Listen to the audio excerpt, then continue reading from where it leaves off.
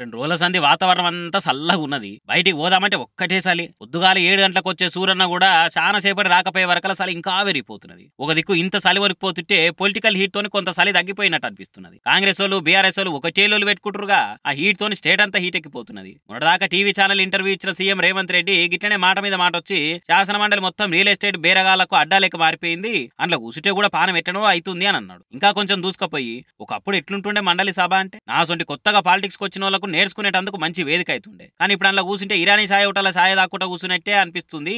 ఇంకా చెప్పాలంటే real estate office లో కూర్చొని ప్లాట్ల దందా చేసిన ఫీలింగ్ వస్తుందని కథ మొత్తం పొతం పెట్టాడు చెప్పిండు. ఇక సీఎం సార్ ఏమంట మండలి సభని ఇరానీ హోటల్ అన్నాడో ఇక అప్పటి సంది బీఆర్ఎస్ వాళ్ళు గరం గరం అవుతున్నారు. ఒక సీఎం అయి ఉండి శాసన మండలిని ఇరానీ కేఫ్ అని అందులో ఉన్నోళ్ళను రియల్ ఎస్టేట్ బ్రోకర్ల కింద జమ కట్టడం పద్ధతి కాదని అంటున్నారు. అంతేకాదు సీఎం అట్లన్నందుకు యాక్షన్ తీసుకోవాలని కంప్లైంట్ కూడా చేశారు. ఎమ్మెల్సీలు ఎంఎస్ ప్రభాకర్, దేశపాల్ శ్రీనివాస్ సారు, సురభి వాణి ఇంకా కొందరు మండలి చైర్మన్ గుత్తా సుఖేందర్ రెడ్డి సార్ను కలిసిరు. ఏమో చూడాలి మరి గుత్తా సార్ ఎటువంటి యాక్షన్ తీసుకుంటాడు. ఇక